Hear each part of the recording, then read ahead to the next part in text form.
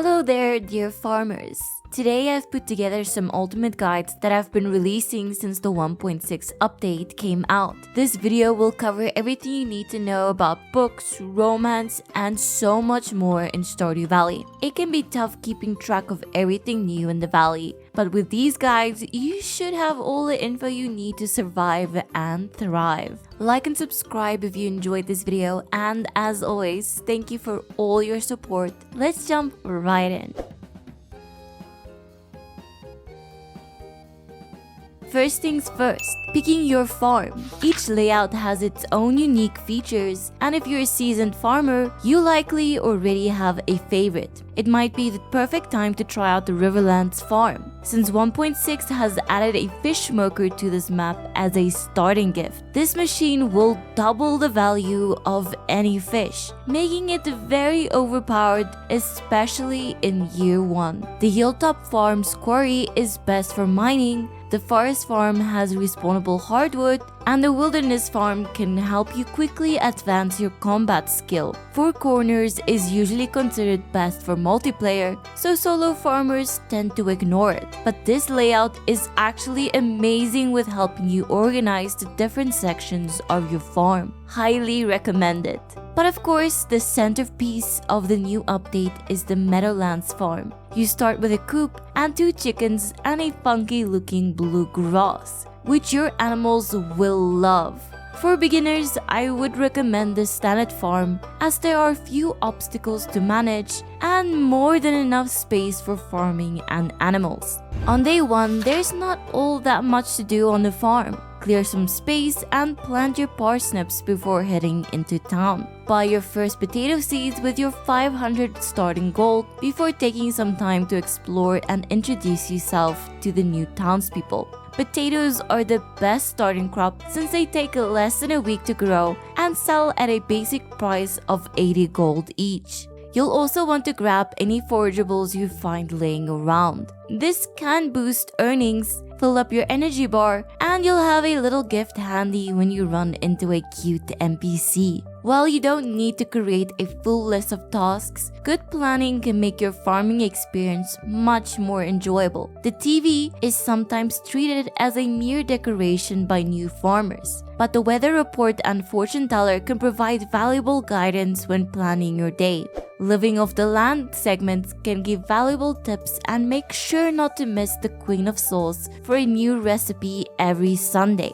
It's really worth unlocking these recipes way before you actually get a kitchen. Fishing can be quite tough at the start. It's a good way to earn early money, and when you really get the hang of it, this becomes a reliable source of income. Foraging is pretty good too, so be sure to make a quick pause through the mountains, beach, and forests whenever you pass by them. It may be tempting to sell them all immediately, but be sure to keep some for your first journey into the mines on day 5. Once your potatoes are ready for harvest, you'll want to sell them and buy your second harvest. You can get anything at this point, but make sure your second harvest is ready by the 13th of spring. This is the day of the Egg Festival, where Pierre is selling the best spring crop, strawberries. Save up your foraging and fishing gains to buy these, which go for 100 gold each. Strawberries take 8 days to fully grow and will then give you another harvest every 4 days. With a good strawberry patch, you can easily get through spring without having to worry about your funds. Jojo will clear the mines on day 5, showing just another way how Jojo cares for our community. Here you can find many valuable gems and ore, and every 10th floor has a treasure chest. You'll progress through floors by finding ladders, which can be dropped from rocks or from slaying enemies. If you are running low on energy and have no food nearby, remember to bring your hoe and dig up some dirt, because there's a chance you might get a much needed cave carrot. Eventually, you will start clearing floors with bombs, but at first you will have to find your ladder down the old-fashioned way. Make sure you have enough snacks and you'll be able to venture much further. The mines have a total of 120 floors with a change in scenery and difficulty every 40 floors. You're gonna want to prioritize getting copper and iron more than just going as deep as possible. As tempting as that sounds, It's worth going to floors you've already paused to farm ore, but keep an eye on the clock. If you're still stuck in the mines at 2 a.m., you will pause out and lose 10% of your gold, up to 1,000 gold. It is a good idea to bring along a chest that you can place right here by the entrance close to the elevator, as you will be getting lots of goodies and won't necessarily have the bag space to keep everything. So once your bag gets full, quickly come back to the entrance and place some things inside of your chest. Toss your ore into a furnace, and once you have a few copper bars, you can start upgrading your tools. Tool upgrades take a few days, so people often leave these upgrades for lost. I would recommend doing this as soon as you can, starting with the pickaxe since it'll help you breeze through the mines. The watering can is a super useful upgrade as well, so wait until you see a rainy day approaching on the weather forecast, water all your crops, and hand the watering can in at cleanse. Then 2 days later, you can collect your can without losing a day's crop growth. Building relationships with the villagers is crucial. Giving gifts, completing quests, and attending festivals are great ways to increase your friendship levels. Higher friendship levels unlock special events and benefits, so don't neglect your social life. Now, what's the best way to befriend all the Pelican Town residents? There's a help wanted quest board in town right in front of Pierre's that gets almost daily quests where you get 2 days to complete a quest for one of the villagers for some friendship points. Besides this, you can give each villager 2 gifts per week. There are some universal gifts that all the villagers like or love, but they are kinda hard to get in the beginning. The weekly gifts reset on each Sunday, so make sure to give all gifts before that day. Talking to the villagers daily also awards you with a bit of friendship points. So with a combo of all of this, you'll be sure to be the talk of the town. Now here, I have to take a moment to address something important.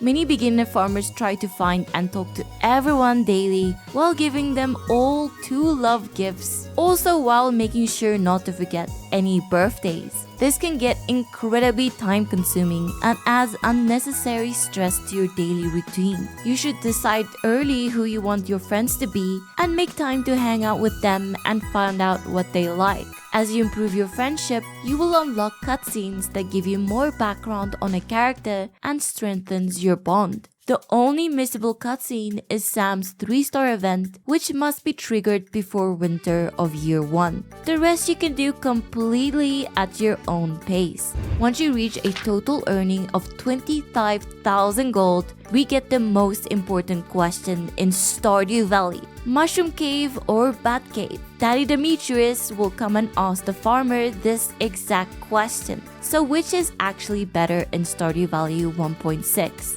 Well, the bats will eat your fruit overnight, and the mushroom cave will grow, well, mushrooms. The cave is great for completing the community center, as you won't have to plant one of each fruit tree to complete your artisanal bundles.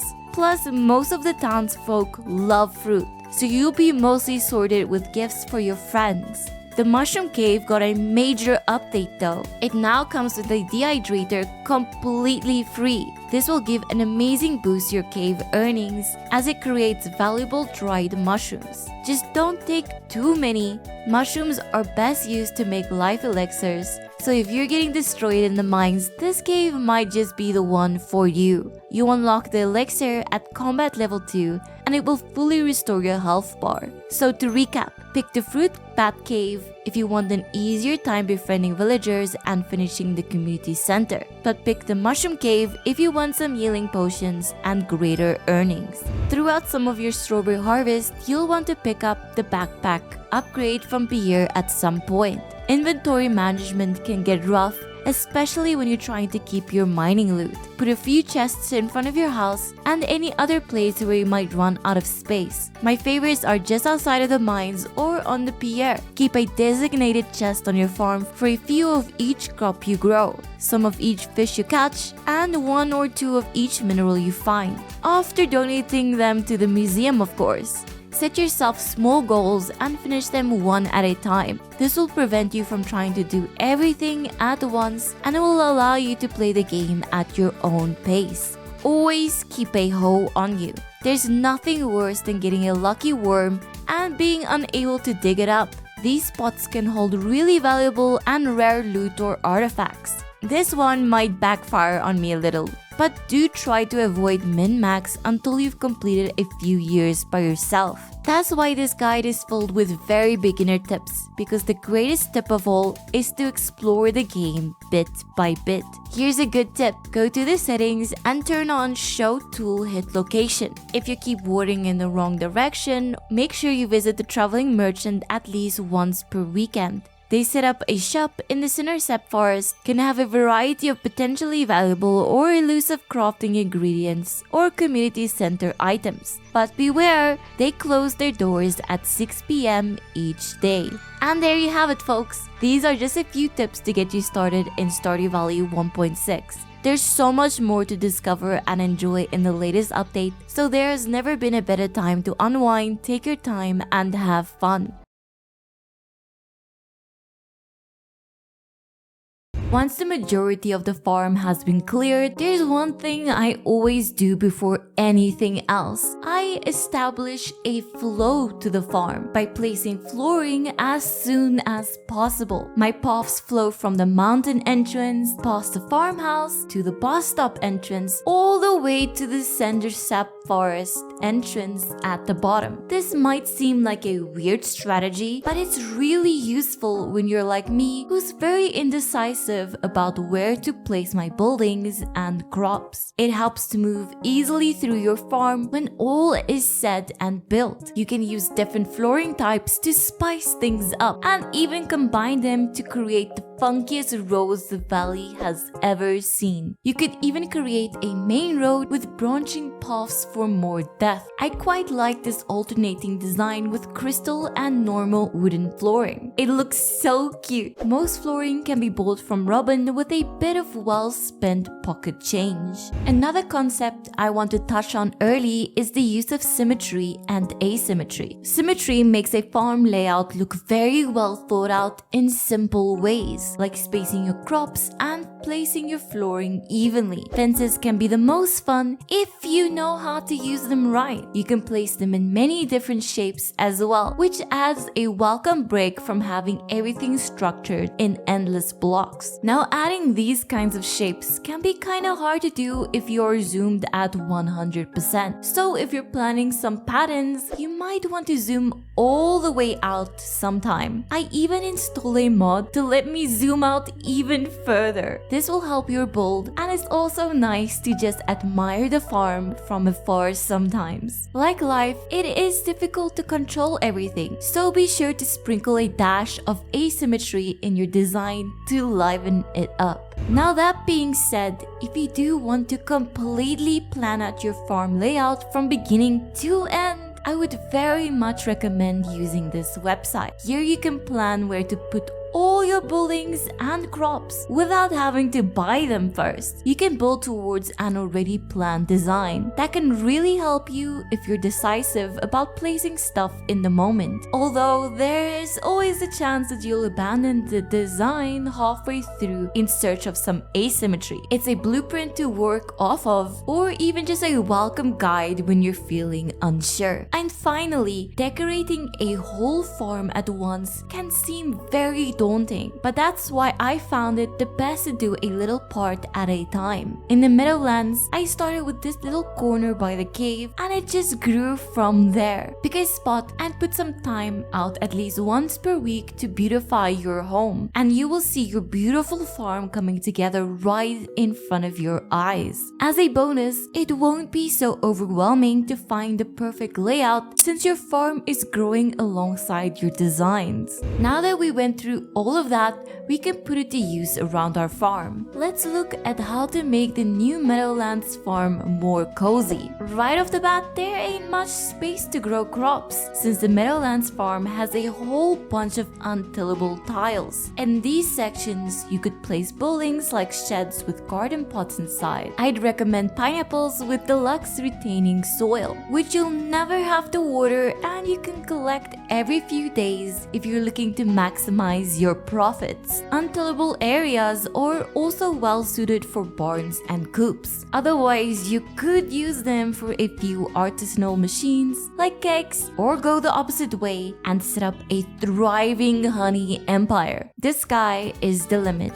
You can use the crop spacing method to make your fields look more aesthetically pleasing as well. You can even use fence posts in between crop plots to make it look cute. On this farm, I decided to use the full amount of space by going for a mix of animals, a few essential crops, and a scattering of buildings. The Meadowland Farm has space for more crops, but I was set on making my fat profits from my animal products. If you want more room for decorating, I'd say less than 25% of your farm should be used to grow crops. Now, with the newest update, it brought a lot more customizability in terms of moving everything exactly where you want it. You can now move the farmhouse anywhere you want and your pet bowl. What I like to move is the greenhouse here up towards Grandpa's shrine. It is pretty and it's next to this nice cute little waterfall. But now you can really just move it to wherever. For your farmhouse decoration, the 1.6 update brought us 5 new furniture catalogs. We got the retro catalog with cute little vintage pieces from a bygone era. This one has a 10% chance of showing up in the traveling cart, where it can be purchased for a bank-breaking 100,000 gold. Finish the community center or Jojo route and the traveling cart lady will start stocking the Junimo catalog. It is a variety of Junimo based decorations as the name would imply, and it is priced at a more reasonable 70,000 gold. My favorite new catalog is that of the wizard. This one contains a variety of niche pieces and can be found laying around the domain of our favorite platonic housemate. It costs a shocking 150,000 gold, kinda pretty expensive, but oh so worth it. The next one is completely free and has a bunch of interesting items inside. The trash catalog can naturally be found only by rummaging through trash cans. After rummaging 50 trash cans, this catalog has a 1 in 500 chance of dropping, so get digging already. And there's the JoJo catalog, which you can buy from JoJo Mart for 25,000 gold. Catalogs prove their worth once you have placed most of your buildings and flooring. Little tables and chairs around the farm make it look so much more alive. I quite like to use the little plants and tree decorations to fill up any random open spaces that present themselves, all while making the prettiest farm in the valley. Something a lot of people still don't know is that you can actually paint your farm buildings. Head over to Robin's shop to customize your building to the color you have always wanted. I am over the moon that my future foresty Junimo farm will be complemented by pretty green buildings. Now we have to start looking at how to prepare your farm's aesthetic for the nighttime. It gets really dark in the valley, but luckily the new 1.6 update added the best thing for this. Concerned Ape has given us the ability to add torches on top of your sprinklers. Just look at how much light just a few sprinkler torches can generate. You can also place torches on top of fences. You can buy light source recipes from Robin and fill your farm with well-placed torches and sconces. You could also place torches behind things to illuminate them without having the torch visible, and this works especially well behind trees and bushes. Use these and other little tricks to turn your farm into a well-lit paradise. In the latest update, we also got an amazing improvement for signs. There's now a sign that you can put text on them. Use this next to crops to organize your fields. Add sheds so you can easily remember what's inside, which of course also works very well for chests. These signs are super cute, but it's a little expensive to craft. You can also place dark signs on fish ponds to show what fish are in them. This is also very cute and makes it a little bit more organized when you start building your fish pond empire. There are 19 power books and 7 skill books, making a total of 26. So there's quite a bit to cover, but hopefully after this video, you'll become the ultimate bookworm in no time. Books in Stardew Valley aren't just for reading. Like any book, they also double as thoughtful gifts. Give one to Penny and it will count as a loved gift, strengthening your bond. That is, unless romancing Penny isn't part of your playthrough, you monster. Using them is simple, just like consuming food. But here's the catch. In multiplayer, only the player who reads the book gets the benefits. So make sure you're quick and ready to claim this knowledge for yourself. Without further ado, let's dive into power books first and see what they bring to the table. The first book on our list is truly priceless. Well, almost. If you're looking to grab it, it'll set you back just 3,000 gold and you can pick it up from the bookseller. The price catalog does exactly what you'd expect. It reveals the value of all the items in your inventory. A handy little tool for any savvy farmer.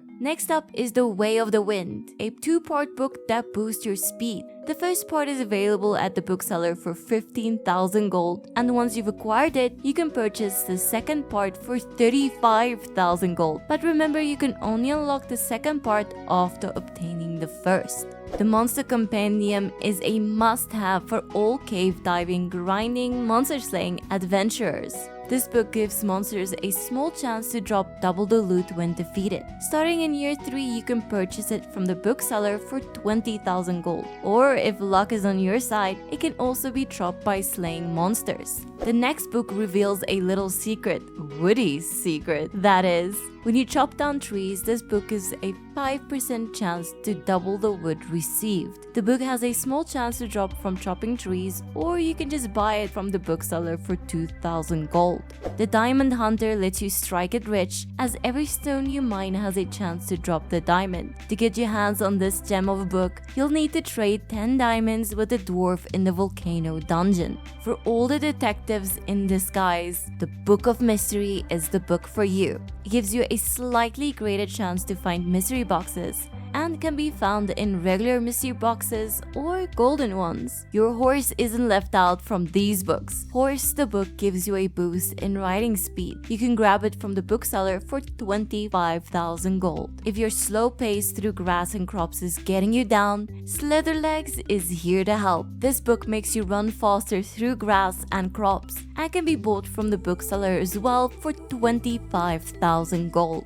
Then there's the Animal Catalog, which lets you access Marnie's shop when she's not around. Talk about a bargain. It solves the biggest problem with running an animal farm and can be bought from Marnie for 5,000 gold starting in year 2. Now we can just delete Marnie from the game, easy.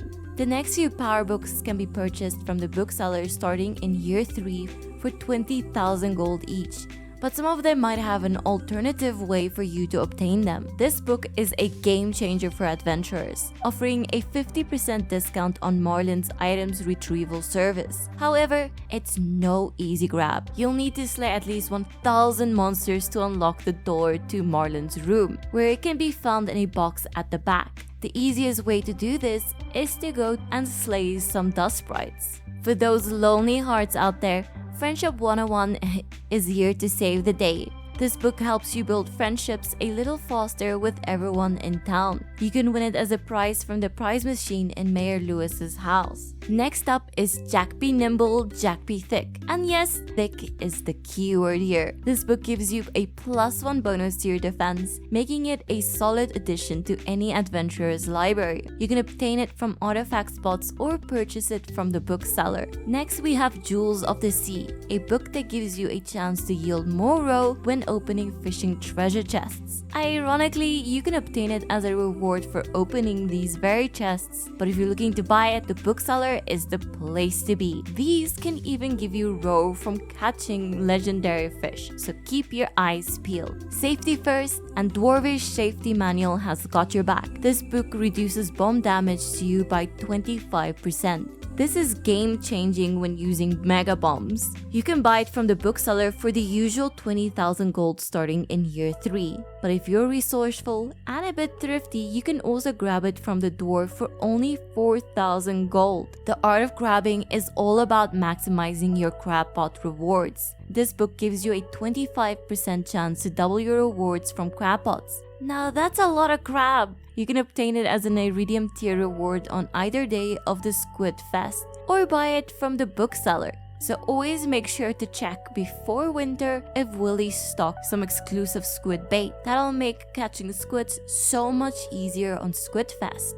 They say one man's trash is another man's treasure, and Alleyway Buffet ensures you'll always find treasure. This book increases your chances of finding items in the trash. You can discover it in the trash can between the blacksmith and Jojo Mart, but only if you find the secret hidden hole in the fence. Or if it's too much effort, it can be purchased from the bookseller. If seeds are your thing, Raccoon's Journal is going to be a treat. This book gives you a chance for weeds to yield more mixed seeds. You can receive it as a reward for completing the second Raccoon item quest. Buy it from the bookseller, or you can trade for it at the Raccoon's Wife shop if you have 999 fiber. If you have that many to spare, that is. The Treasure Appraisal Guide is an essential for any explorer. It helps you get better prices when selling your precious artifacts. It can be found in artifact troves or purchased naturally from the bookseller. Next up, we're diving into 7 skill books you can find. These handy reads will help you level up your skills, but keep in mind they won't contribute to any of your achievements. The first skill book we're casting our line at is Bait and Bobber. Reading this book grants you experience in fishing. Next up is Combat Quarterly. Reading this powerhouse will boost your combat experience, so crack it open and gear up for battle. These can be dropped from slaying monsters. If mining is more your thing, then Mining Monthly is a must-read. It'll give you a solid boost to your mining experience. It wouldn't be Stardew Valley without a little help from your farming skills. Reading Stardew Valley Manual will grant you that much-needed XP boost. These books are quite a versatile find, as they can be purchased from the bookseller for 5,000 gold to 10,000 gold, discovered in mystery or golden mystery boxes, found in fishing treasure chests, or obtained from artifact spots. You might also shake trees with seeds, slay monsters, or break containers in the mines, skull caverns, and volcano dungeons to come across it. Additionally, it can appear as a prize from the machine in Lewis's house, or even turn up randomly in the traveling cart. If you're looking to branch out into foraging, Woodcutter's Weekly is the perfect read. Crack it open and you'll gain valuable foraging experience. Talk about a tremendous deal! This book can be found in all the same spots, but you can also buy it from the Calico Egg Merchant for 100 eggs. If you collect 100 golden walnuts and then give the bookseller 50,000 golden pieces, you can live any completionist dream by buying the Queen of Souls cookbook. This book allows you to learn any Queen of Souls recipes you don't already know. Next, we have the highly coveted Book of Stars. Reading this gem will grant you experience in all of your skills. At 15,000 gold from the bookseller, alternatively, it's a potential reward from the Raccoon after completing at least 5 quests. Or it might be discovered in mystery or golden mystery boxes.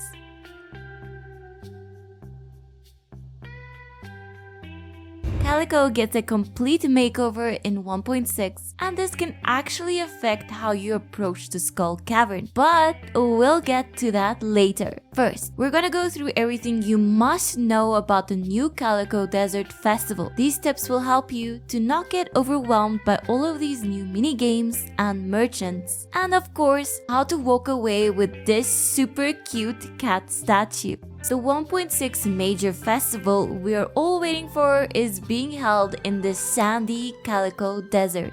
It goes from the 15th to the 17th of spring and opens up at 10 AM. Pam also shows up at work at 9, and as a bonus, you can drive yourself to the desert from 6 AM on random days when Pam misses work. This is kinda worrying since we know Pam is a raging alcoholic, but I'm sure she's taking the time off to do something she loves. If you want to attend this festival in year 1, you will have to get the bus repaired before the 15th of spring. This seems quite impossible, but perhaps it's something I'll attempt in a future challenge run. Anyway, the Desert Festival is much more extensive than the Winter Night Market. There is a new currency in the Desert Festival called Calico Eggs. Much like some markets before it, you can only earn these from the festival itself by performing certain tasks or just even by being lucky. The desert is no exception here, and there are many attractions to win prizes for the Calico Egg Market. Now, what is this festival? Much like the night market,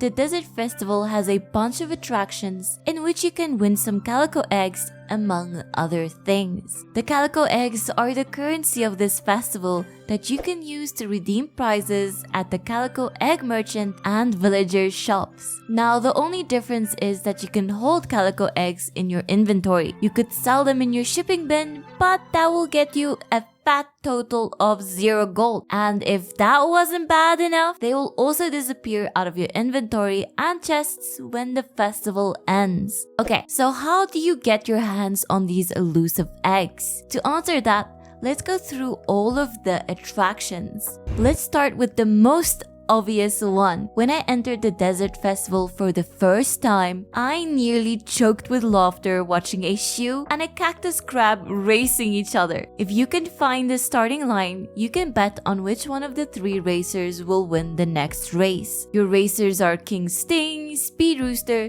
Shoe Biscuit, Escargot, and Cactus Crawler. As you can tell, there are more than 3 different racers, but only 3 can compete at a time, which will make sense in a sec. Choose right and you will win 20 calico eggs. It's not that much, but at least you can keep betting until the racers go to sleep at 11 p.m. If luck's not on your side, you can give this mysterious dude a calico egg to pick the loser of the next race. If you pay the suspicious dude what he asks for, the winner of the following race will be a 50-50 between the remaining 2 contestants. But be wary, if you do this and don't place your bet before the next race starts, you will have completely wasted an egg. But yeah, some might call this cheating, but I just call it literally evening the odds. Everyone's favorite minigame makes a return. That's right, you can also get some calico eggs from a desert fishing stand. This one is very straightforward. Willie presents you with 1-day fishing challenge to catch 3 sandfish or scorpion carp. There's also another quest that will require you to catch a treasure chest or something that Willie asks for. These eggs should be a no-brainer, especially if you're in year 2. So remember to bring an extra tackle, lots of bait,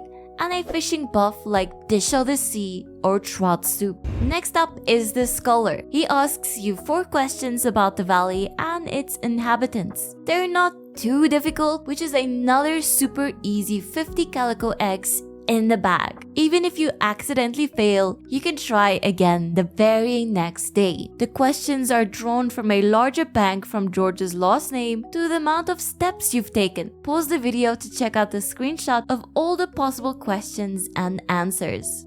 Okay, let's pause on the hunt for calico eggs for a quick snack at the chef's. The chef gives you many different cooked meals to choose from, where you pick 2 ingredients depending on what buffs you want the dish to give you. The chef can cook as many meals you like until you get the buff you really want. This crystal cake is great for the Skull Cavern since it provides +3 mining and +1 luck. The chef's dishes also restore HP when you eat them, which will definitely be useful too. Check out this image of all of the possible meal combinations. It gets even better. Dishes received from the chef do not count as a food buff per se, since you can still stack an additional home-cooked meal and a beverage on top of it. Now at this point, you're really gonna kick yourself if you left your sword at home. Marlin and Gil takes a break from the Adventurers Guild to grace us with Skull Cavern quests.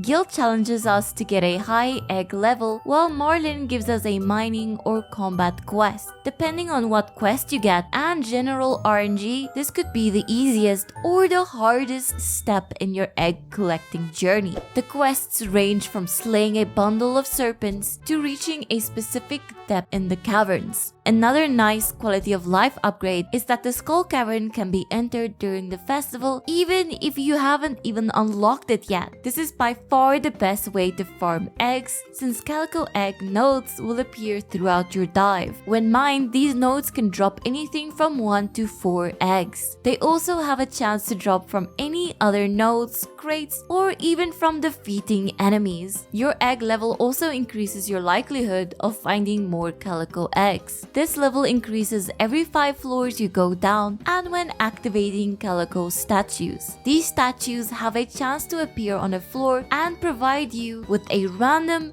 effect from a speed boost to spawning more ghosts. You can get different rewards from guild depending on your egg level. If you can reach egg level 25, you can obtain guild's hat and a staggering 200 calico eggs. There is a lot more to the Skull Cavern Festival change, and I will definitely make a more in-depth Skull Cavern guide just for that. Here are a few more other ways to get some eggs. You have a chance to get 5 eggs from rummaging through the merchant's trash can. You can do this once a day, of course. Normal artifact spots in the desert also are able to yield another 5 eggs as well. After collecting all these eggs, you can head over to the Calico Egg Merchant. Here you can buy several accessories such as cute hats and furniture, and a great selection of consumable items. This merchant stock is randomized, so be sure to check back for new wares every day. On every day of the Desert Festival, 2 of the townsfolk will have booths from 11:30 to sell some of their most liked gifts, spouse weapons, or furniture items. Now you can obtain Penny's furniture items without having to marry her. Take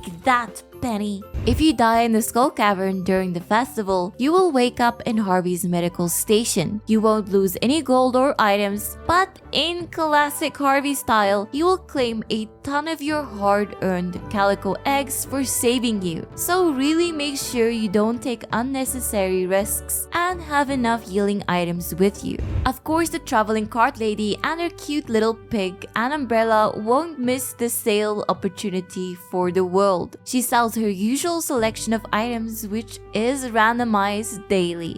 This part of the festival is my absolute favorite part. Once per festival, you can get a cactus piece of decor from the cactus salesman at the bottom of the desert for free. There are many different variations of this, and you'll have to come back for a few years to get them all. Just look how cute it is! I love Emily's outfit service. Every day of this festival, you can visit this booth where Emily or Sandy will pick out an outfit that embodies the player. All of the outfits are super cute, and if you liked your original one more, all of the original outfits are placed in your inventory. The best part about this is obviously all the free hats we get. Last but not least, and much like the yearly winter night market, a shrouded figure offers to teleport us back to our farm for a measly 250 gold. Now you can stay here until the late hours and still make it back to your bed in time. The Desert Festival is massive. I would even go as far as to say it's Stardew Valley's biggest festival yet. With so many attractions, there is something for everyone. What is your favorite attraction? Thank you so much for watching this video. If you want another free cactus, be sure to hit subscribe. I hear the Stardew Valley RNG gods favor people that do.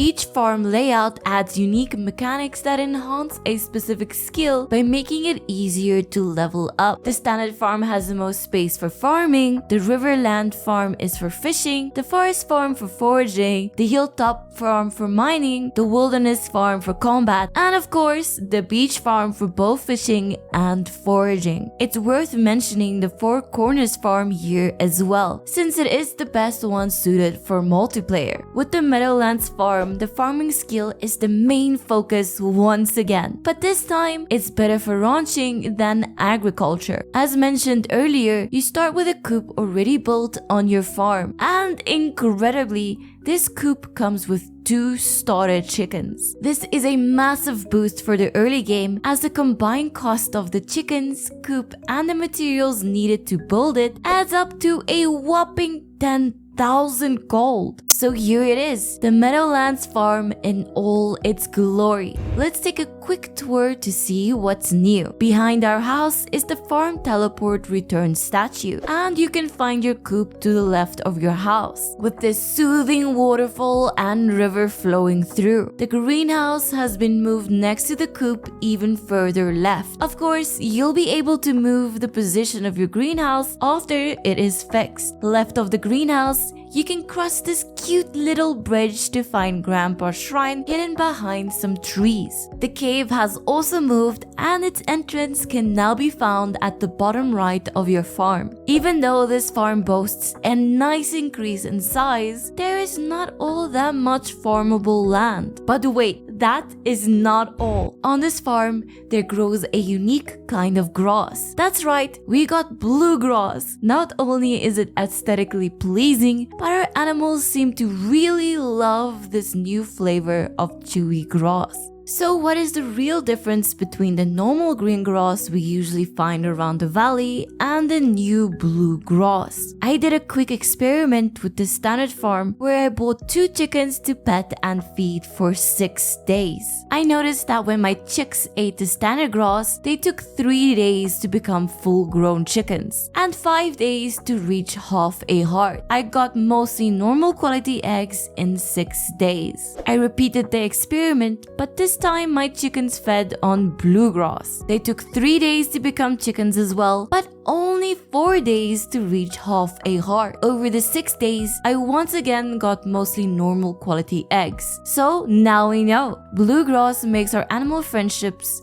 go up faster. With everyone starting a new farm to check out the latest addition, I thought it might be a good idea to give you all a few essential early game tips. One thing I wonder about is, do these fences that were given to us not deteriorate? And after testing it myself, I am sad to say that they do after about 2 seasons. No worries, at this point, we'll all be friends with Caroline already, and we'll just use tea saplings as fences. Usually, you would earn your first few coins growing or selling your starter parsnip seeds. To my great surprise, Concern they gave us some hay as our starting gift. Now at first, it may feel like a complete waste, but this is actually the perfect gift. On rainy days, like the 3rd of spring, your animals don't go outside to graze and will need to be fed hay to get their animal friendship points for the day. Now you'll be able to maximize your animals' happiness until you can afford to build a silo. As a side note, I would really recommend rushing the silo when starting out on the Meadowlands farm for this very reason. I would also recommend getting a mayo machine as soon as you can, since you'll have to significantly increase the value of your chicken's first batch of eggs. Be sure to pick up some earth crystals when you go mining, since a mayo machine would usually be useless so early in the game. Okay, so the chickens are super cute, but we'll still need to grow a few crops, especially early on. As always, you gotta clear a few weeds to collect and grow some mixed seeds. Head over to Pierre's to invest in as many potato seeds as you can, since they only take 6 days to grow and have a chance for a multiple harvest. Be sure to leave enough space for a brand new crop type, the humble carrot. Carrots only take 3 days to grow, but that's not even the best part. If you see these greenish tree roots, hoe them immediately. You will score yourself some free carrot seeds all over the valley if you have a hoe in your inventory and a keen eye. After selling your first potato and carrot harvest, you should be able to afford 2 more chickens to fill up your coop ASAP. So with a combination of mixed seeds, carrot seeds, and eggs being turned into mayo, if you didn't drink it all already, of course, and then later on some strawberry seeds, then you will have no problem turning your new Meadowlands farm into a gold factory to rival Joja itself. When it comes to the NPCs of Pelican Town, everyone has a different favorite. Some like Maru or Sebastian best, while others are more fond of Elliot or Discount Robin. I decided it was high time I do an updated ranking of them all, especially now that 1.6 is out with new hidden dialogue as well as new likes and dislikes. I'm gonna take into account a few factors that I think make for the best potential spouse. While there are plenty of great characters that can't be married, they won't someday be sharing a roof. We'll be ranking in 4 main categories: hard to get, personality, character growth throughout the game, and marriage benefits. As far as gifts go, we'll only look into the most and least liked gifts, but I quickly want to mention gifts that are universally loved. These are the Golden Pumpkin, Magic Rock Candy, Pearl, Prismatic Shard, Rabbit's Foot, and Stardrop Tea. You should save 1 or 2 for your crush's birthday, when it will be the most effective. Besides these, almost everyone will be happy to get a cooked meal, artisanal product, gem, or fruit from a tree. Let's take a look at the guys first. And sorry Willy, we're gonna go through this alphabetically. Alex is one of the easiest people to track down. He loves standing right outside his house and hanging out on the sunny beach. In 1.6, Alex likes field snacks, which are quite easy to make. 8 out of 10, not hard to get at all. Alex is very much an outdoor person with a love for sports and Dusty the dog. He represents the typical guy, but does have some depth. He is insecure about his dislike for reading and is still dealing with the loss of his mom. Most of the valley's residents have some sort of baggage, but it can be tough dealing with Alex when he gets all depressed and easily offended. He gets a 4 for personality. Alex comes across as a bit of a loner at first, but shows that he knows to make an effort when it really counts. At 10 hearts, he sets up a cute date at the saloon and asks for money to help with his secret project at 14 hearts. That Sunday, you'll find that he used your cash to set up a grind bowl watching party in the saloon. Despite his insecurities, he puts in effort to make new friends and impress them through acts of service. 5 out of 10 for growth. Once you marry Alex, he will move in and set up a workout area behind the farmhouse. On rainy nights, he likes to cook you a fishy dinner and could also make breakfast on days when he just stays inside. Alex turns into a good, very supportive house husband, even though he might seem a bit insensitive or boastful sometimes. A surprisingly good spouse, but his bedside manner still needs some work. He gets 6 out of 10 for a total score of 23. C tier. Elliot can be a bit difficult to track down if you don't know where to look. He's often on the beach south of his cabin, hates going out in the rain, and hangs out at the saloon over the weekend. It can be a little tough to befriend him, however, since he has very particular tastes. Be sure to plant a pomegranate tree if you're into this dreamy bookworm. He also loves duck feathers or lobsters and won't complain if you gift him an octopus or squid. He really doesn't like salmon berries and has developed a hate for super cucumbers in 1.6. I'd say he definitely plays hard to get, so it's gonna have to be a 3 out of 10 here. Elliot is a sensitive, thoughtful man with an air of mystery. At 8 hearts, he'll finish a novel based on your response in the saloon during his 2-heart event. He loves music, and at 10 hearts, will invite you on a romantic boat date. An expressive, smooth bachelor that is lovely to befriend if you've got the time to find what he likes.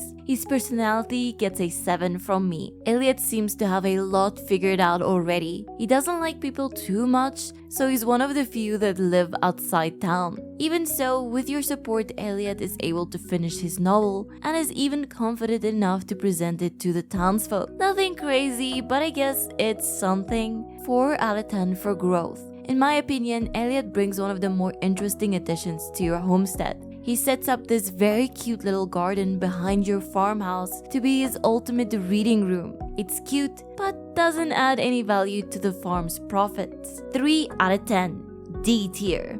If you're still feeling a little lovesick, don't worry, the doctor is in the house. Up next, we have Harvey, Stardew Valley's trusted local physician. Harvey is pretty easy to track down. As the town doctor, you'll usually find him working tirelessly at his clinic. He lives in a cozy studio apartment, just upstairs. On Tuesdays and Thursdays, though, he steps up to perform checkups on the villagers, making his rounds around town. Befriending Harvey is a breeze. Surprisingly, the good doctor enjoys a nice glass of wine now and then, though he'll gently remind you to drink responsibly. He also has a passion for cooking, which we'll touch on a bit later. The one thing he's not a fan of: unhealthy foods, and a particular aversion to seafood. Maybe skip the clam chowder this time. Taking all this into account, Harvey is definitely one of the easier bachelors to win over. I'd confidently give him a solid 9 out of 10. Harvey might seem a bit older for a bachelor, but that's because he's dedicated his life to his work, always prioritizing the health and well-being of his community. His kindness and commitment has earned him the respect of everyone in town. Still, there's a hint of sadness beneath the surface, as if his constant focus on work hides something deeper. As you grow closer to him, you'll discover his love for cooking and reading, little passions that give a glimpse into his softer side. With a kind-hearted and hard-working nature that any parent would approve of, Harvey's personality earns a 9 out of 10 in my book. And the mustache certainly doesn't hurt. Marrying Harvey has some sweet perks, sure. You get to brag about being married to a doctor, but it doesn't stop there. He'll move in with you and spoil you with a complete breakfast every morning, along with the occasional dinner on a rainy night. Expect delicious meals like salmon, crispy bass, fried eel, carb surprise, or even a vegetable medley. And if that isn't enough, he'll offer to clean the dishes for you. How cute is that? A doctor who takes care of you inside and out. He'll even set up his own little farm outside your house, adding a personal touch to your home. With all that in mind, his overall perks as a spouse comfortably earns a 7 out of 10. When it comes to personal growth, Harvey's a bit lacking, as we mentioned. He's a little older, which means most of his development has already taken place. While it's hard to teach an old dog new tricks, Harvey is supportive, kind, and content with where he is in life, and that doesn't leave much room for change. While his growth is limited, one standout moment is when, despite his fear of heights, he takes you out on a romantic hot air balloon ride. Like Elliot, it's nothing crazy, but something. He gets a 4 out of 10 in this category. With a respectable 29 out of 40, Harvey just misses A tier, landing him in B tier for potential marriage candidates in Stardew Valley 1.6. Next up, we got the golden retriever boyfriend himself. That's right, it's the musical wonder Sam. Sam is easy to find, often in his room jamming on his guitar with his buddy Sebastian. But making friends with him can be a bit trickier, as he can be quite picky when it comes to gifts. He's into simple things like pizza and maple bars, but he's not a fan of a lot of valuable things like golden bars, refined quartz, and mayonnaise. Pretty much anything in between. Way to fight against capitalism, Sam. Still, he's a cool guy. Keep things simple and he'll warm up to you before long. Oh, and on Mondays and Wednesdays, he works over at Jojo Mart. He's easy to find, but a bit tricky to please. So a 6 out of 10 feels just right for Sam. Sam's got the classic ADHD golden retriever energy and always full of enthusiasm. He's the type to dive into big projects, especially with his dreams of a musical career, but sometimes bites off more than he can chew. While he's not a fan of chores and still lives with his parents, he's a genuine, nice, friendly guy who cares deeply for his family, especially looking out for his brother. You can sense a bit of stress at first as he worries about his dad's return from the Gotoro War, having not seen him in a while, but overall, he's a good, fun guy, easily earning a 7 out of 10. If Sam's lucky enough to win your heart,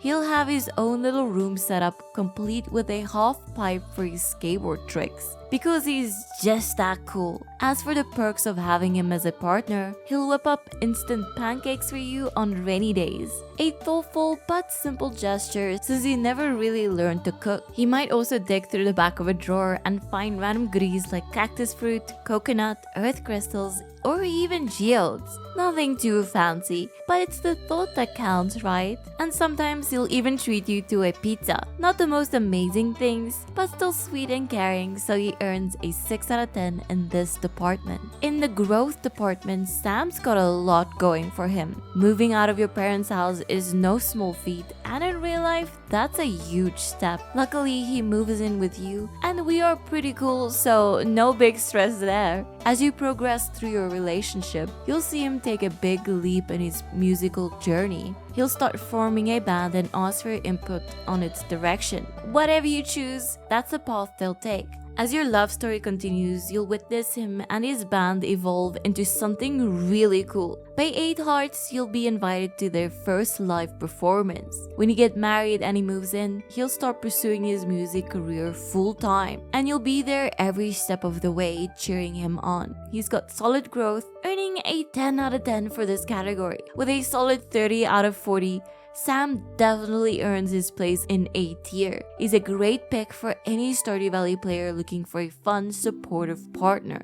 Dark, mysterious, the OG edgelord himself. Deep in his mother's basement, we uncover Sebastian. Sebastian can be a bit elusive, often spending most of his time in his mom's basement, immersed in his coding and various projects, or famously standing out on the pier in the pouring rain. Once the beach resort opens up on Ginger Island, you might catch him there now and then. Otherwise, he'll be doing his own thing and mostly keeping to himself. Making friends or starting a relationship with Sebastian is simpler than it seems. Just give him something unusual or a bit offbeat like frog eggs, void eggs, or obsidian. Avoid typical gifts like flowers or, oddly enough, most kinds of breakfasts. That would put his rating at a solid 7 out of 10. Not bad, but could be better. Sebastian is a rebellious loner who lives in his parents' basement. He prefers keeping to himself, immersed in his work, computer games, comic books, and sci-fi novels. Most of his time is spent alone in his dark room, balancing it out with the occasional social activity he has to participate in just to touch some grass. He enjoys things like fighting in dungeons and a strange obscure side of life. It's a bit edgy for the mainstream, but if that's your style, it could work. Personally, I'd rate him 10 out of 10. Because he can unexpectedly be very cute too. Like most bachelors, once Sebastian finally marries you, he'll move into the farm alongside you. He'll have his own little room and keep his motorbike outside. He might offer you some coffee in the morning or give you random items he's found in the caves, like obsidian, void eggs, bat wings, and frozen tears. But the best part? On New Year's, he'll give you a beer. New beer for the new year. Thanks, Sebi. He gets a 6 out of 10. When it comes to Sebastian's growth, there's not much to say. He stays as broody and isolated as ever, despite allowing you into his life. He does open up a little, and the biggest change is that he gets a little frog, showing he's capable of caring for something other than himself. But other than that, he remains the dark, broody edgelord you fell for in the first place. Rating him 7 out of 10 definitely feels fitting if you're vibing his energy. That adds up to 30 out of 40, making him an A tier character. It's no secret he's my favorite, so I low-key wanted to give him 10s across the board. But I guess I gotta be fair or whatever. When you see a character and think, shame, chances are you're looking at none other than, Shane. Shane lives with his aunt Marnie at her ranch, but during the day you'll find him working at Joja Mart. In the evenings, he usually unwinds at the Star Drop Saloon. Shane isn't a fan of most healthy foods and really dislikes pickles and quarts. However, if you're looking to win him over, he'll love his beer, pizza, hot peppers, and even a simple egg. All in all, with so many dislikes, I can't give Shane any more than a 4 out of 10. When it comes to Shane's personality, it's a bit of a roller coaster. He's rude, unhappy, a heavy drinker, and struggles with depression. And as you build a friendship with him, he does start to warm up, revealing an entirely different side of him. His walls can be difficult to break down. It's a 4 from me. You might wonder what benefit could marrying someone like Shane actually have? While it increases your odds of of finding a blue chicken by 25%. While you don't actually have to marry him, you get it after his 8-heart cutscene. While that's the only real in-game perk, it's a pretty cool one. Once married, Shane gets his own room and he'll build a chicken coop right outside the farmhouse. From time to time, he'll offer you a tasty beer, some large eggs, a pale ale, or even pepper poppers. He can also cook up some dishes for you like omelets or pizza. Some people like to say you can't fix him when talking about Shane, but he is honestly not the worst spouse by far. You'll have some good and bad days, but contributes to the farm however he can. Plus, if you're a fan of jalapeno poppers, beer, or even blue chickens like I am, there's no way we can give him anything less than a 7 out of 10. Shane's journey throughout Stardew Valley is truly something to behold. From passing out on a cliff and struggling with thoughts of taking his own life, to neglecting his young goddaughter, he faces some heavy challenges. But it's inspiring to watch him slowly cleaning up his act. It's a beautiful transformation showing the strength it takes to fight through the toughest of times. Again, 7 out of 10. With a score of 22 out of 40, Shane sits firmly in B tier. And now, it's onto the gals. It's not a phase, Mom, it's who I am. Our first bachelorette is the one and only Abigail. Abigail loves spending her time in the graveyard or wandering through rainstorms, searching for frogs and other little critters. Once the beach resort on Ginger Island is unlocked, you might spot her there on occasion. However, always leaves the island by 6 in the evening. While Abigail might be a bit elusive, she's surprisingly easy to befriend. Her favorites? Pretty much anything purple, monster-themed, or delightfully creepy. Just steer clear of sugar, clay, and holly, and you're golden. Abigail ranks a 7 out of 10 for how easy she is to find and befriend, thanks to her occasional elusiveness but clear preferences. Abigail isn't just at odds with her mom, she's on a path to becoming a full-fledged warrior, often found fighting in the cave. With her blue-purple dyed hair and a deep obsession with the occult, she's drawn to all things strange and weird. Abigail's personality is far from the typical girl's girl you'll find every day, making her a fascinating addition to Stardew Valley. I'd give her a 10 out of 10 for her unique character. If you marry the wonderful Abigail, she'll settle into her own room in your farmhouse, and even have a little garden outside where she'll occasionally play her flute. On rainy days or in the morning, she'll share gifts like solar essence, bat wings, void essence, amethysts, or fire quartz. If it's a rainy night, expect different soups from her. And if she's indoors, you might find a cherry bomb, fried mushroom, or crab cakes. Perfect for your mining adventures. Given all these thoughtful benefits, I'd also rate her a 9 out of 10. Watching Abigail stay true to her ideals of becoming a fighter and exploring the world is truly fascinating. From her initial fear of the bats to finding comfort in you, then delving into strange occult practices, and finally saving your life in a fierce battle. Her journey is nothing short of captivating. For this remarkable growth, I'd give a 10 out of 10. With a score of 36, Abigail is our first S-tier character. Definitely someone to keep an eye on in Stardew Valley. The next bachelorette we're looking at is the free-spirited bohemian Ezlilyy herself. Ezlilyy works at the Stardrop Saloon in the evenings, and when she's not there, she can often be found at the beach resort on Ginger Island, spending most of her time relaxing. To get on Ezliyyy's good side, think of anything shiny or crystal-related. Topaz, rubies, jade, emeralds, or even cloth, as she's a cloves enthusiast. Ezliyyy's not the hardest to get along with, but you'll need to pay attention to her love for crystals and clothes to really win her over. If you're enjoying mining, it's always a good idea to save something shiny and pause by the saloon on your way home. Ezlilyy is a kind, spiritual soul. She loves clothes, crystals, and all things spiritual, and she cares a lot about things, even having a pet parrot. Ezlilyy is also passionate about helping people with their healing energy and enjoys spending time with others in a calm, nurturing way. She's one of those characters that radiate a gentle, caring energy. With a score of 7 out of 10, Emily's personality might not stand out as much, but her calm spiritual nature and love for crystals and clothes make her a solid choice. If you're lucky enough to win over Emily's heart and marry her, she'll move into your farmstead and create a little meditation area right outside. Her pet parrot will join the family too, and in multiplayer your friends will get to see him in all his feathered glory. She'll gift you things like cloth, wood, duck feathers, refined quartz, and bean hot pots, along with the occasional treats like coffee and omni geodes. From time to time, she'll even give you a pudding, blueberry tarts, cookies, and chocolate cake. It's a nice variety of gifts that aren't too hard to find. Considering that spread, I'd rate her benefits 7 out of 10, 8 if you count the burp. When it comes to Emily's growth, there isn't a significant change throughout the story. We're introduced to her spiritual side early on, where we meet in a dreamlike state, and we learn that she cares about her friends and clothes, even taking you to a clothing therapy session.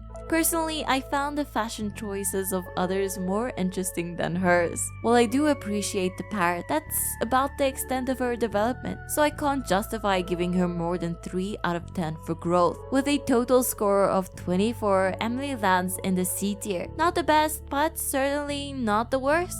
When the classic popular girl next door is the pretty girl of a small town, you'll get the lovely bachelorette Hailey. It can be a bit tricky to find Hailey around town, as she doesn't have a specific job. Once the beach resort on Ginger Island is unlocked, you might catch her there on Sundays or at Harvey's clinic. Otherwise, you'll need to wander around town and see if you could spot her. When it comes to giving Hailey gifts, it's pretty straightforward. She dislikes horseradish, prismatic shards, clay, and the usual assortment of leeks, clams, and syrups. On the other hand, she loves pretty flowers, cakes, and coconuts. Finding Hailey can be tricky, and the list of favorite things isn't exactly extensive, so we'll rate a 4 out of 10 when it comes to how hard it is to get along with her. Growing up wealthy and popular, Hailey developed a bit of a conceited and self-centered side, often judging others based on superficial reasons. However, as you get to know her better, you'll uncover a fun, open-minded woman who cares deeply about her community and is genuinely passionate about helping in ways that matter to her. I'm not a fan of the popular kid trope, so I will have to rate it no higher than 4 out of 10. Hailey is a pretty straightforward wife when you marry her. She moves into the farmhouse and sets up a camera area outside to take pictures. She can make you things like cookies, blueberry tarts, pancakes,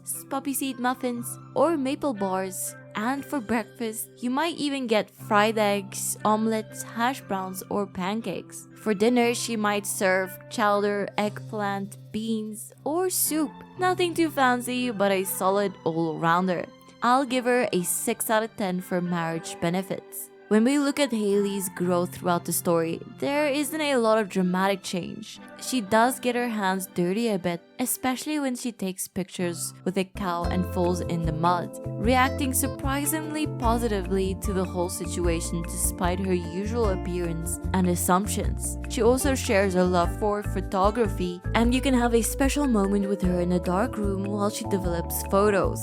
The story concludes with her organizing a cake run to help provide books for kids, showing some growth but not enough to win me over completely. So I'll have to rate her 5 out of 10. With a score of 19 out of 40, Hailey falls into the D tier. You indeed.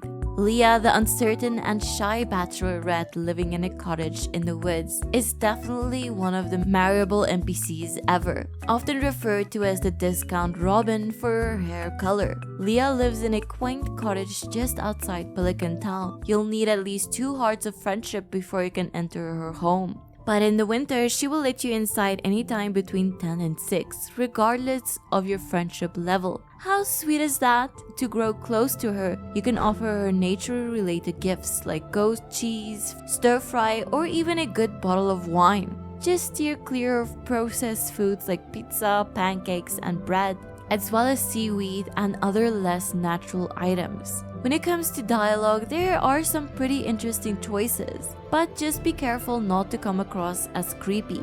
If you avoid that pitfall, you should be fine. It does add an extra layer of challenge to get to know her and building a good relationship, and she can be gifted forage in the early game. So we rate this aspect 5 out of 10. Leah loves spending time outdoors, foraging, and enjoying the gifts of the season. She's a talented artist who moved from the hustle and bustle from the big city to find peace and quiet, so she could focus on her art. Though a bit shy and unsure of herself at times, with your support, I'm sure her confidence will blossom. Leah is indeed a fascinating character with a lot of depth and charm. Her journey from being a bit shy and uncertain to growing in confidence and opening up adds a lot to her appeal. The dynamic in her interactions and growth and the drama she brings makes her a standout character, making an 8 out of 10 rating well deserved for her personality. If you marry Leah, she will move into the farmhouse with you, just like other candidates, with her own room and space outside.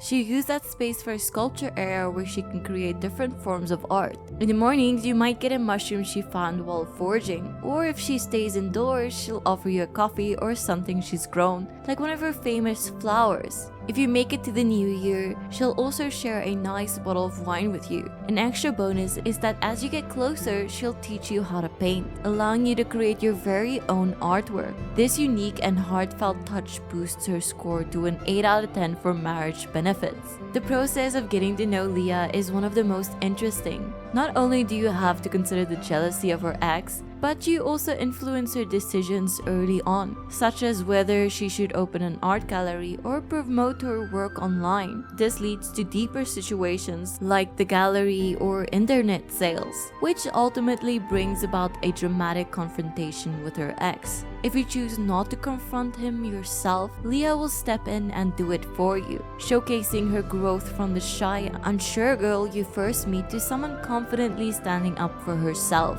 This growth earns her a solid 9 out of 10 for character development. Leah just makes it into A tier with a 30 out of 40.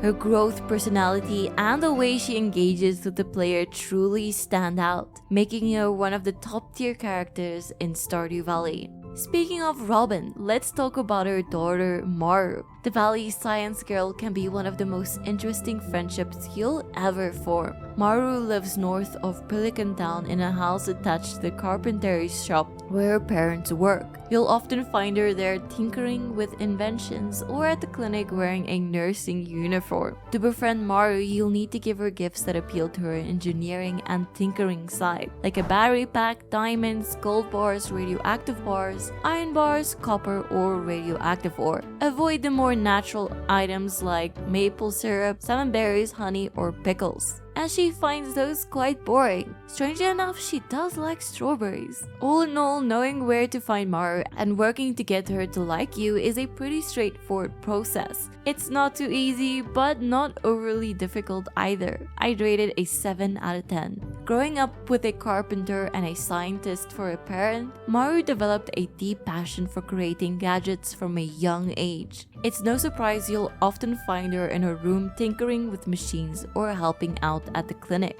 She does some fascinating things like building artificial life and is willing to set it free when it desires, showing a caring side to her. If you ask your father, he'd probably say she's the best thing that ever happened to you. But I'm not just gonna take his word for it, so I'm giving her a 6 out of 10 for personality. If you marry this inventive lady, she'll move into the farmhouse, set up her own room, and create a gadget workbench outside where she can tinker away to her heart's content. She can also surprise you with small gifts she's made in her workshop, like a warp totem, quality fertilizer, fine quartz, a gate, or even a casual bomb or two. If you're in the mood for dessert on rainy nights, she might offer you rice pudding, blueberry tart, cookies, or chocolate cake. On days where she stays indoors, she can craft a cherry bomb, a fried mushroom, or crab cakes. Just a normal thing she finds in her scrap pile. While all of these are interesting options, I'd rate her a solid 10 out of 10 for marriage benefits. When it comes to her growth throughout the story, she doesn't change that much. Instead, you see more of the inventions she creates and the experiences she takes you through. Like her artificial robot that wants to explore the world or going stargazing. While that's an interesting development, it's more about the wider world than about her personal growth. So I can't rate her higher than a 4 out of 10 in this area. With a score of 27, that places her firmly as a B tier character, just a cut above the rest, but still not one of my favorites personally. A penny saved is a penny earned, as they say. We're in the home stretch now, so let's talk about our final bachelorette. Penny is pretty easy to find. She lives with Pam and can usually be found in their trailer. On Tuesdays, Wednesdays, and Fridays, you'll see her tutoring Jazz and Vincent at the museum. You can typically find her at one of these two spots or sitting in a bench in town. If you're looking to befriend her, she has a soft spot for books. Other great options include diamonds, emeralds, poppies, red plates, or root platters. Just steer clear of pale broth, quartz, red mushrooms, strawberries, wool, and any type of alcohol, and you'll be good to go. That said, you'll need to be extra cautious with Penny, as she's the only character who can lose up to 6 hearts if you pick the wrong dialogue option. Fortunately, it's easy to avoid, just keep in mind that she loves children, which is apparently a major deal breaker for her. With a few major pitfalls to watch out for, building a relationship with Penny can be a bit more challenging. Considering this, we'd have to give her a 5 out of 10. Penny is shy and modest with no grand ambitions beyond her dream of starting a family. She enjoys cooking, though she's not always the best at it, and loves reading books from the local library. She's incredibly dutiful and always strives to make life a little easier for the people she cares about, often reflected in her habit of doing chores for those around her. She brings a warm, welcoming presence to Stardew Valley, earning her a solid 8 out of 10 for personality.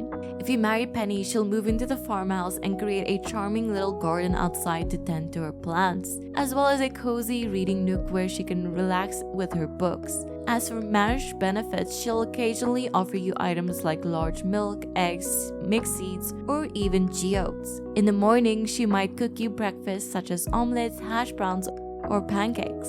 On rainy nights, she'll spoil you with dishes like salmon dinner, crispy bass, fried eel, or vegetable medley. The standard perk of marrying Penny though is when she asks you if she can redecorate your room. You'll get to choose between themes like forest and moon, strawberry home, or pirate. These unique options will only be available from Penny's shop during the Desert Festival, so be sure to win her heart and enjoy all of these amazing perks. With that, she earns a perfect 10 out of 10 for marriage benefits.